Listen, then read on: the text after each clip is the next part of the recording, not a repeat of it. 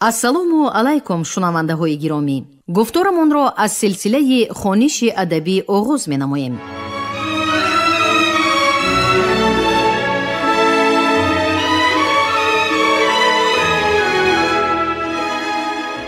ба таваҷҷӯҳи шумо китоби якуми асосгузори сулҳу ваҳдати миллӣ, пешвои муаззами миллат, президенти ҷумҳурии Тоҷикистон муҳтарам Эмомалӣ Раҳмон забони миллат ҳастии миллат таҳти унвони ба сӯи пояндагӣ дар қироати корманди шоистаи Тоҷикистон Ализода Абдурашид Хуҷамқул. гуфтори 66.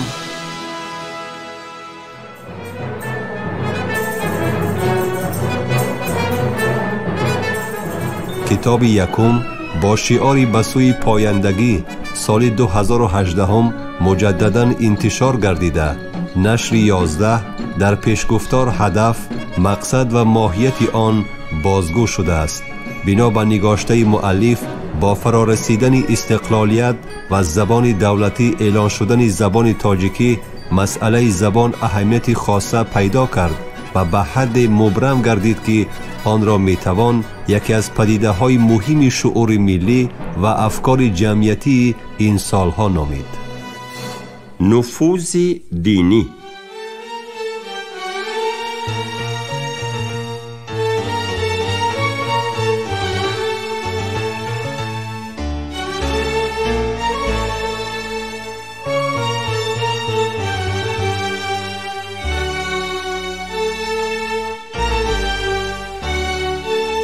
نفوذ دینی یکی از مهمترین و مؤثرترین سبب انتقال کلمه و اصطلاحات یک زبان به زبان دیگر به شمار می رود.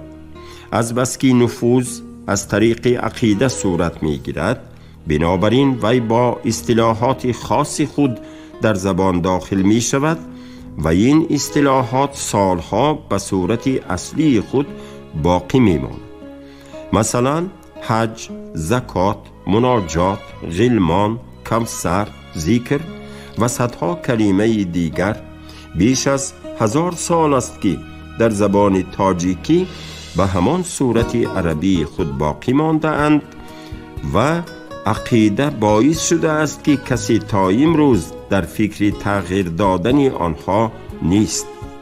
بنابراین تا ایمان و عقیده باقی است، این اصطلاحات زنده خواهند ماند.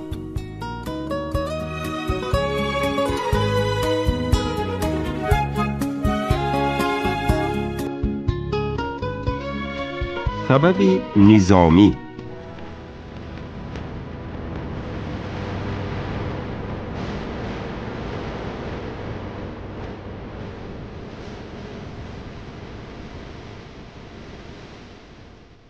در نتیجه جنگ ها و اصطلاح و غلبه یک دولت بر دولت دیگر، نفوذ زبانی وی البته به شرطی که این زبان زبانی رسا و قوی باشد و این اصطلاح مدت دراز دوام کند، یک سلسله اصطلاحات اداری، سیاسی، اجتماعی، اقتصادی و فرهنگی طرف غالب به زبان خلق مغلوب تحمیل می شود. گاه‌ها این کلمه و اصطلاحات پس از زبان حکومت غالب نیز تا دیر موجودیت خود را ادامه می دهد، مانند لغت‌های عربی چون تحفه، عقد، احترام، غنیمت و غیره که تا امروز در زبان تاجیکی باقی مانده است. پیش از عرب‌ها نیز چنین حالت به سر زبان تاجیکی فارسی دری آمده بود. مثلا نفوذ یونانیان که قریب 100 سال پس از حمله اسکندر مقدونی در این سرزمین ها ادامه یافت. با وجود آنکه بر فرهنگ و تمدن ما غالب نشد، باز هم زبان یونانی در این قلمرو رواج یافت و بسیار واژه‌های یونانی که امروز به کلی تاجیک شده اند، چون پیاله، درهم، صندلی، الماس، مروارید و غیره، از آن عهد باقی مانده است. حتی از عهد فتنه مغول و حکمرانی ترکان هم یادگاری های در زبان تاجیکی باقی مانده است. هرچند که نه مغول و نه ترکان زبانی با نفوذ و قدرتمندی نداشتند تا حال لغت و اصطلاحات آنها از زبان تاجیکی گم نشدند، چون کلمه های ترکی چاروق، چکمه، اوچاق و لغات مغولی اردو، تمغه، مهر، بهادور، مبارز، ارتاق، شریک، بیگین، خان، خاتون و امثال آن.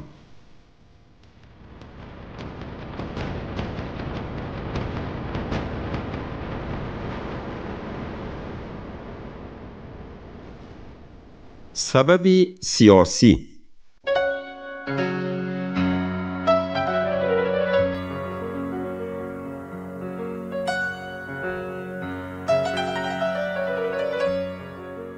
بسیار وقت اتفاق می افتد که بدون لشکرکشی و کشورکشایی ها واقعه و پیشامدهای سیاسی باعث نفوذ واژه های یک زبان به زبان دیگر می گردد.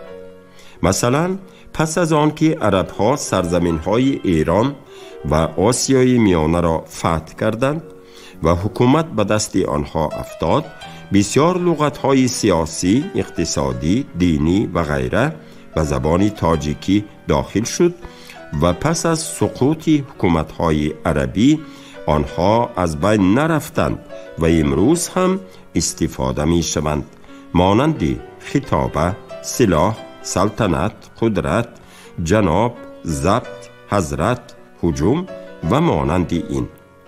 و یا می توان نفوذ سیاسی روسیه را در قلمرو امارت بخارا مثال آورد. نظر به اقتدار و نفوذ سیاسی روسیه پیش از تصرف این سرزمین کلمه ها و لغت های روسی و اروپایی در این منطقه رخ نکرده بود، از قبیل لمپه، سماوار، بانک، کلوش و غیره.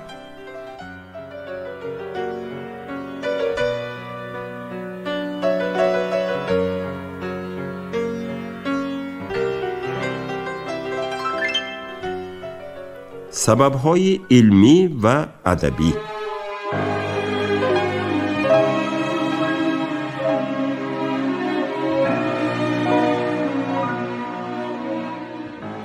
نفوذ کلمه ها و اصطلاحات علمی و ادبی زبان‌های پیشرفته امروز در زبان ملت‌های گوناگون جهان معاصر مشاهده می‌شود. این لغت و اصطلاحات اولاً از زبان‌های یونانی، لاتینی، عربی و زبان‌های مختلف از جمله زبان تاجیکی به واسطه و یا به واسطه وارد شده‌اند، مانند نام داروها، بیماریها، اسباب و انجام تکنیکی، اصطلاحات علوم فیزیک، هندسه، کیمیا، فلسفه و غیره.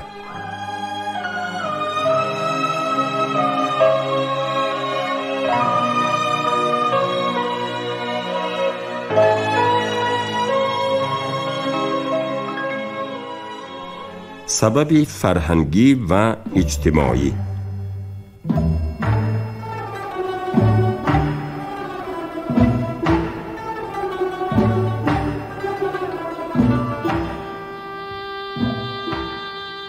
در تاریخ انکشاف زبان‌ها بسیار مشاهده شده است که زبان یک خلقی از جهت فرهنگ و مناسبت‌های اجتماعی پیش رفته مورد اقتباس و تقلید خلقها و مملکت‌های دیگر قرار گرفته است. مثلا در عصر 19 زبان فرانسوی در روسیه چنین موقع را پیدا کرده بود.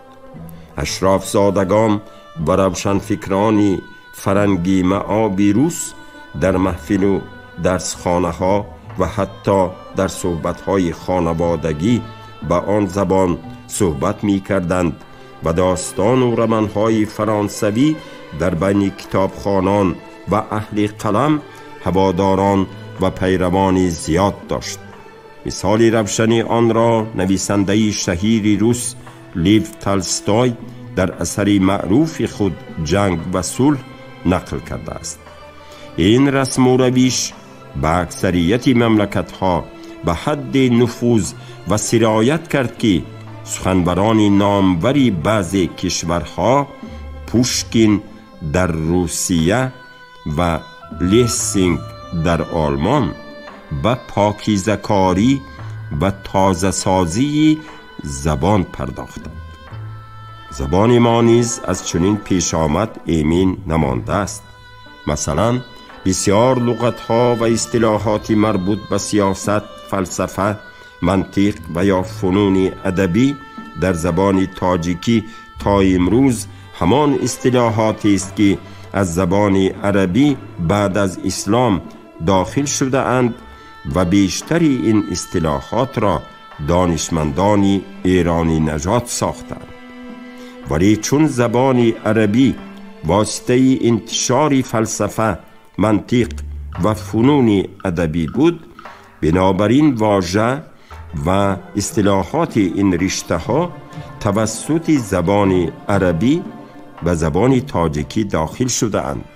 از قبیل وحدت، دور، کثرت، قیاس، شکل، معادله، حیولا، صورت، ماهیت، شعر، بیت، وزن، تمثیل، تخیل، رمل، انعکاس، موج و صدها لغت دیگر.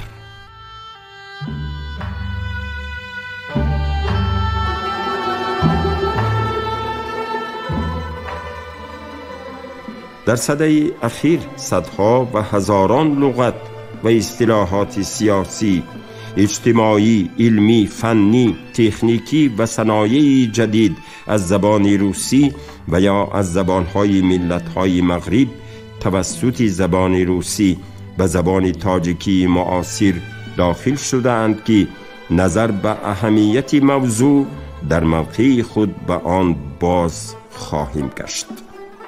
زبانهای زنده جهان همیشه در حال رشد و تکامل، آمیزش و تبادل و تغییر و تحولند. زبان هم به مانند تمام موجودات زنده این جهان در عمر خود مرحله های گوناگونی حیات را می پیماید، از طفولیت به سوی بلوغ و اوج و کمال، گاه ها فقر و بیچارگی و گاه ها هم بیماری و حتی مرگ.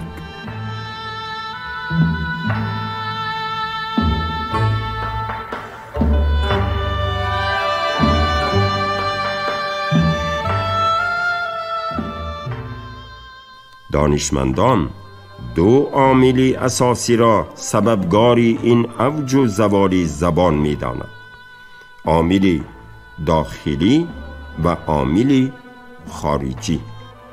اول این که زبان تا چی اندازه و از کدام راه‌ها مورد حمله و نفوذ زبان‌های دیگر واقع شده است، و دوم آنکه زبان تا چی حد نیروی داخلی و قابلیت مقاومت داشته است که با این عملیات مبارزه برد و از نابودی خود را نجات دهد. در سرنوشت زبان مادری ما این دو عامل با کمال نیرومندی موجود است. واژه و اصطلاحات بیگانه از طریق اصطلاح اقتصادی، نظامی، سیاسی، اجتماعی و فرهنگی و غیره از آغاز تاریخ ثابت شده این ملت در زبان آن رخ نکرده، در بعضی دوره ها به مانند اصطلاح عرب، مغول، ترک، ازبک و روس ها آن را به بحران های شدید دچار کرده است. ولی در مجموع چنان که پیشتر هم اشاره شد، از این زد و خوردها این زبان سود و زیان نیز حاصل کرده است.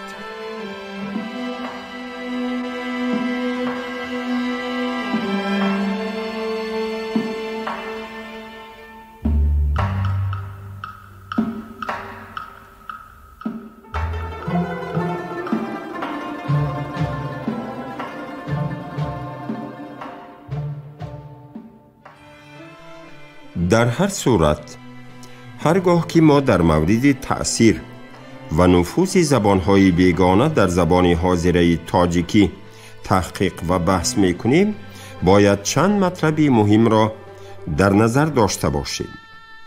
نخست اینکه هیچ زبانی وجود ندارد که از نفوذ لغت بیگانه برکنار مانده با زبانهای دیگر کم و بیش آمیزش نیافته باشد. نفوذ و تأثیر زبانها با هم دیگر طبیعی است ولی یکسان نیست. مثلا زبان مغولی برای مردمی ما زبانی بیگانه بود و همچنان بیگانه ماند و با اینکه لغت و اصطلاحات چند در زبان ما باقی گذاشت تأثیرگذار نبود، زیرا سبب اساسی نفوذ کلمات و اصطلاحات این زبان عامل‌های نظامی و سیاسی بود و با برچیده شدن دامن این عامل‌ها تأثیر آنها نیز از بین رفت. ولی در طول تاریخ 1000 ساله زبان تاجیکی چند زبان است که با دلیل‌های گوناگون در تاریخ این زبان تأثیر عمیق گذاشته‌اند. در قدیم زبان عربی، در سده آخر زبان روسی و در عین زمان کمابیش نفوذ واژگان و اصطلاحات انگلیسی احساس می شود. البته در این موضوع نقش زبان ازبکی را در 1-2 قرن آخر نیز نباید فراموش کرد، هرچند که این تأثیر سازنده و دیگرگون کننده نبوده است. حالا که در این گفتار مختصر سخن در باب اوضاع و چگونگی زبان تاجیکی در دوره‌های نخستین انکشاف آن می رود، راجع به تأثیر زبان عربی و عاقبت آن در سرنوشت زبان تاجیکی و اصطلاحات آن توقف می کنیم.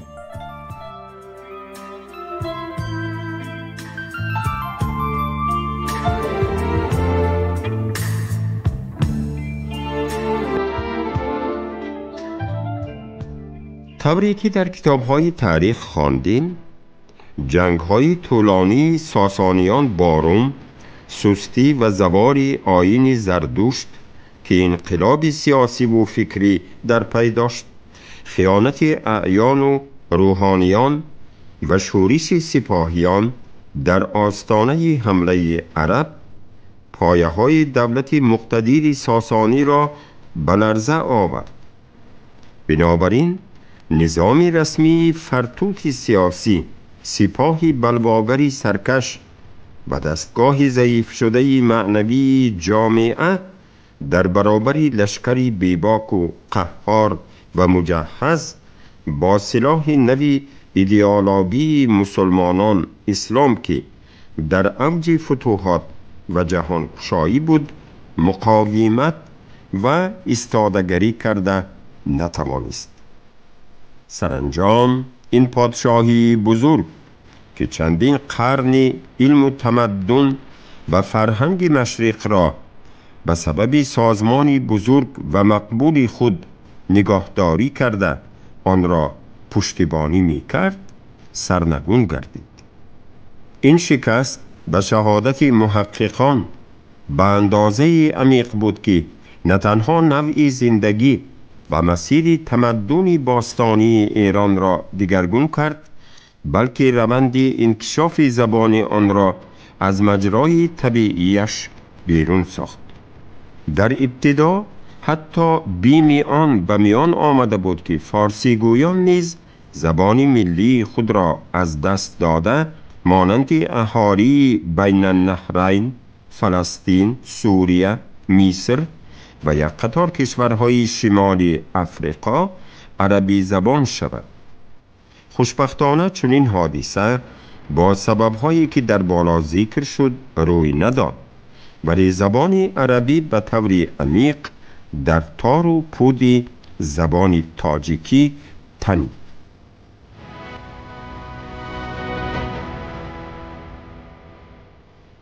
اگر چنین نبود تصور کردن محال بود که سیر تکامل زبان ما چگونه صورت می گرفت و این زبان امروز چه سیمایی داشت.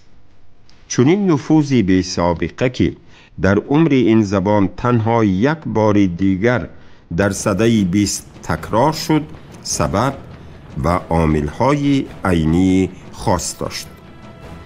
نخست این که زمانی که عرب‌ها قصد غصب این سرزمین کردند، در این قلمرو طوری که اشاره شد نه نظام سیاسی استوار، نه ثبات فکری و نه دینی یگانه قوی وجود داشت. عرب‌ها باشند با خود دینی نو و جهانبینی تازه آوردند که در آغاز فرایض و واجبات آن از رسمیات و آداب دین و آیین پیشین این مردمان آسانتر و پیش قدمتر بود.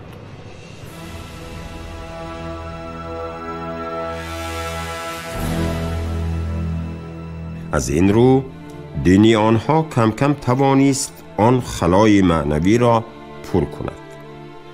از جانب دیگر زبان رسمی ساسانیان پهلوی و فکر آرمان معاصر زبان رسای نبود و ادبیات و کتاب‌های محدود داشت و علاوه بر آن الفبای آن مرکب و آموختنش مشکل بود. حتی گفتن ممکن است که در زمان هجوم عرب‌ها همان لهجه‌های محلی پراکنده وجود داشتند که هنوز شکل زبان یگانه عمومی و رسمی نگرفته بودند.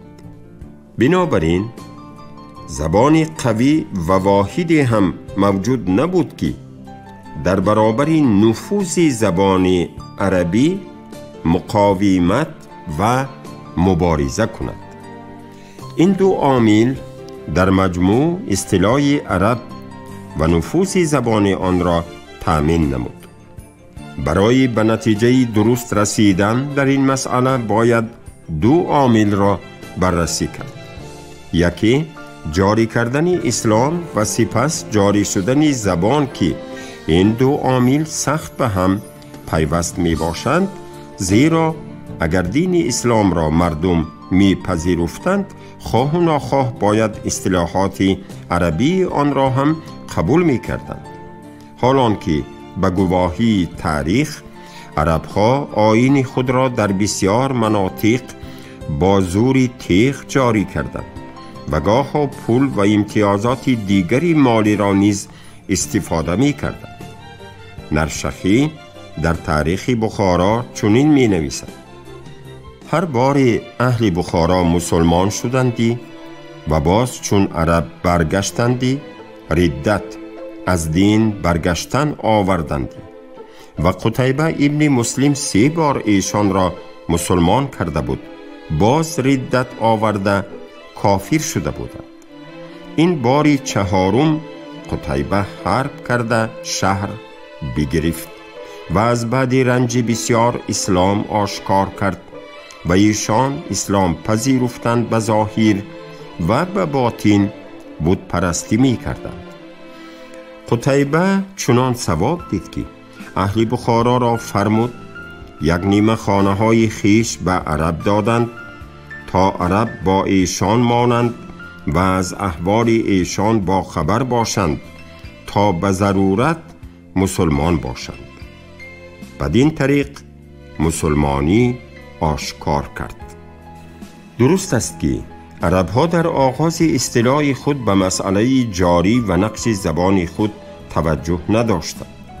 آنها به شهادت تاریخ مردمانی ساده لوح بدوی بودند و تنها علم و فرهنگی که به ملت‌های مغلوب تحمیل می‌کردند دانستن آداب و فرایض اسلامی چون نماز و روزه و امثال آن بود. ولی چنان که می‌دانیم در دوره‌های گوناگون اصطلاح خود عرب‌ها عکس العمل‌های گوناگون نشان می‌دادند. دانشمند ایرانی کریم کشاورز از قول جهشیاری وفاتش سال 953 می نویسد که از سال 747 سر کرده زبان و خط عربی در امور دیوانی و اداره خراسان اجباری شد. اعیان و بزرگان و ارباب دیوان زبان تازی را آموختند و کوشیدند تا برای حفظ خواسته و مقام خویش به فاتحان نزدیک شوند.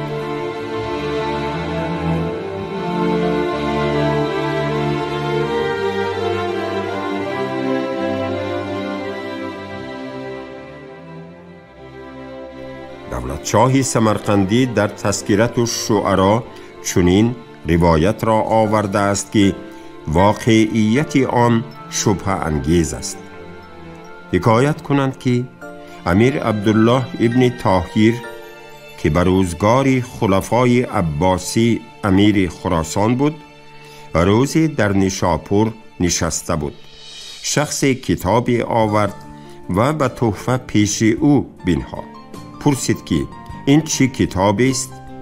گفت این قصه وامق و از راست و خوب حکایتی است که حکما به نام شاه انوشیروان جمع کردند.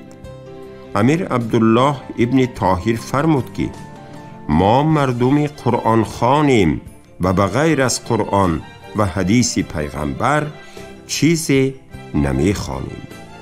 ما را از این نوع کتاب در کار نیست و این کتاب تعریف مغان است و پیش ما مردود است.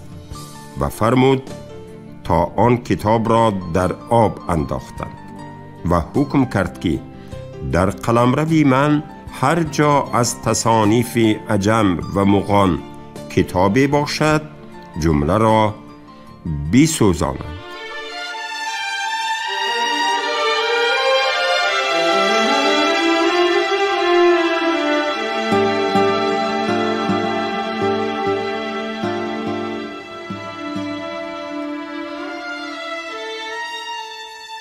باید گفت که دانشمندان در مورد سازگاری داشتن پارچه اقتباس شده بالا به واقعیت شک آوردند، ولی بی‌شبهه مثالها و حادثه های به این مانند بوده است که باعث پیدا شدن چنین روایات و حکایات گردیده است. به هر نوع اهالی ایران و ماوراء النهر دین اسلام را پذیرفتند و به حکم این منسوبیت و تعلقات معنوی تاجیکان نه تنها زبان عربی را بلکه دانشمندان آنها تعریفات مهم خود را در موضوعهای اسلامی مانند تفسیر، فقه، حدیث، حکمت، صرف و نحو و علوم دیگر به زبان عربی نوشتند.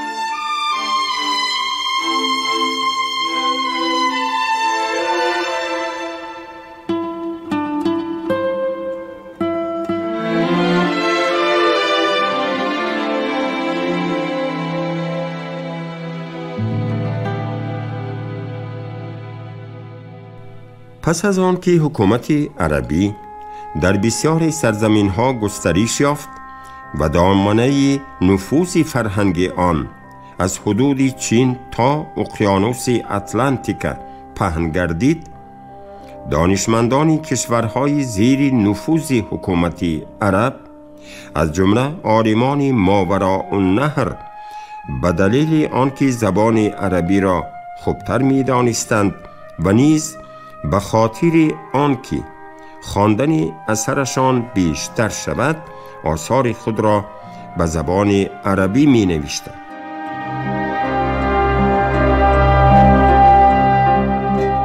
شما گفتار 66 را از روی کتاب یکم اساسگزار صلح و وحدت ملی پیشوای معظم ملت پرزیدنت جمهوری تاجیکستان محترم امام علی رحمان زبان ملت هستی ملت تحت عنوان به سوی پایندگی در قرائت کارمند شایسته تاجیکستان علیزاده عبدالرشید خوجمپول شنیدید.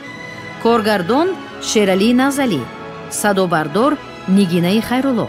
پایان گفتار از سلسله خوانش ادبی.